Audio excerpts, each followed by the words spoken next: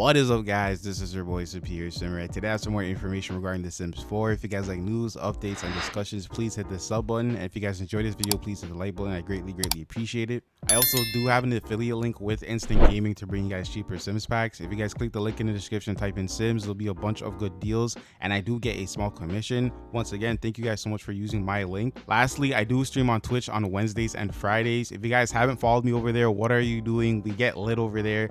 And again, thank you to all who followed me from YouTube onto Twitch, because I did get into the affiliate program, so thank you so much. But without further ado, let's get into the content. So heading over onto Twitter, the Sims Direct did post a tweet saying that there is a new patch available for The Sims 4 that fixes a lot of issues with The Sims 4 Horse Ranch. If you guys aren't aware, there has been nothing but issues with this new pack, but it's not like a surprise at this point because there has been numerous issues with new packs releasing all the time.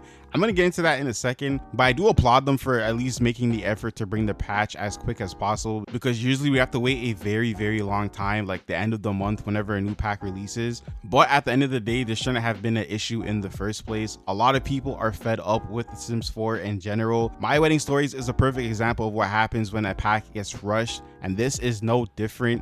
I, for one, was very confused when we got a pack announcement for this because we just got Growing Together like 4 months ago, so it did feel like it was very rushed. Even with the live stream that they did to show us all the features, it wasn't even live, it was pre-recorded because they said they had to go back and do finishing touches and all the other stuff to get the game working before release. And clearly they didn't do that because there's a list of fixes for the Horse Ranch pack specifically. So at this point, it is very confusing what's going on. Now, there has been a lot of responses to the tweet that Sims Direct made, but before we even look at those, because those are definitely spicy, I want to take a look at some of the fixes that they did. Now, there was a few things from base game, one from Growing Together, and then just a bunch of stuff from Horse Ranch. I want to read the Horse Ranch stuff. Now, reading the following bugs, it says dazed newborn foals that are fed an age-up treat now become adults who maintain their hoarseness when going on rides so they don't walk upright like Sims.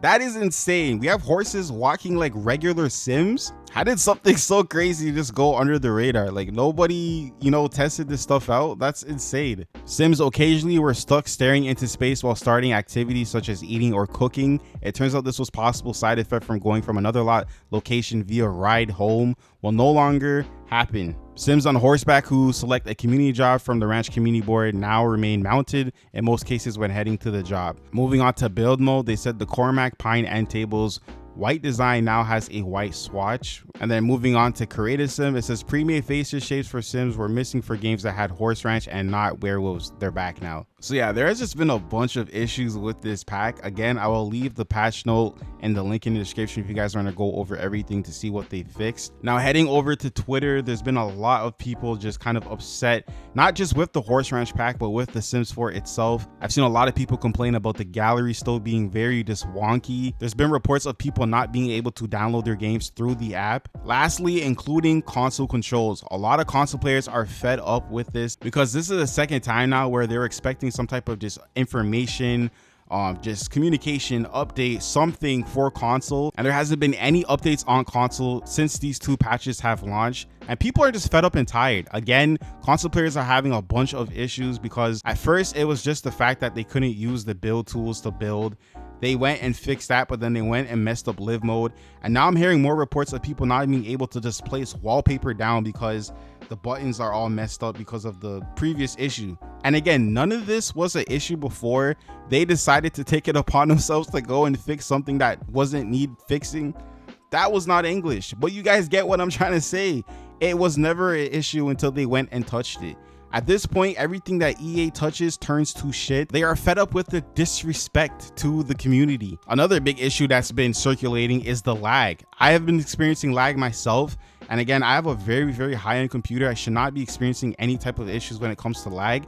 There has been some other lag where you have to press the escape key, save the game or whatever. I don't really do that. I just press escape and then just go back into the game, and then that kind of fixes the problem.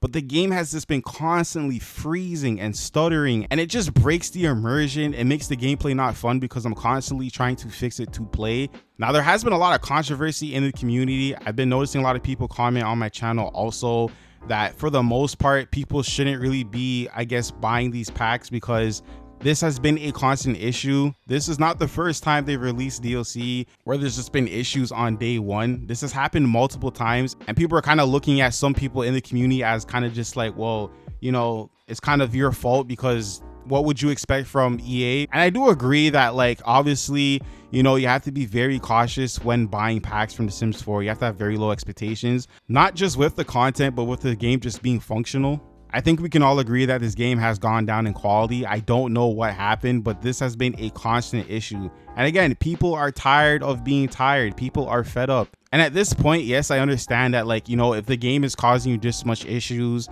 if it's just nothing but a headache, obviously play different games. I understand that and I get that. But I feel like for the people who spent a lot of money who want to play this game and they can't because the game isn't even functioning properly to play, I feel like that's where all that negative energy comes from. We have seen countless times where sim gurus have spoken on the fact that they do feel like they are getting mistreated because players are very angry and upset. But again, I've said this in so many videos and a lot of people agree. At the end of the day, we are consumers and the product that we bought isn't working as what was advertised to us.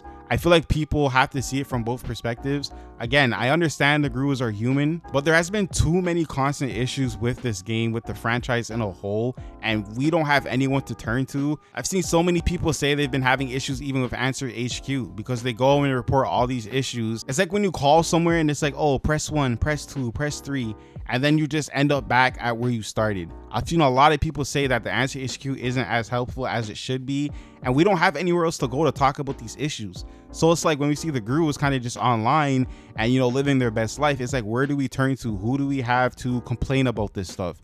There isn't any accountability for any of these issues. It's like, oh, that broke, okay, I'll go and fix it, and then done. You know what I mean? There's no type of just apology, and there's no like kind of leader or someone just kind of being in the front of all this to say, hey, we messed up, we're gonna fix this, or even just answering simple questions. And like, I try to see the positives and everything, and I try not to be super negative when it comes to making these types of videos, but I'm getting really frustrated with this BS. Again, I do not take a lot of this stuff very seriously. I stopped caring about the Sims franchise for a while now.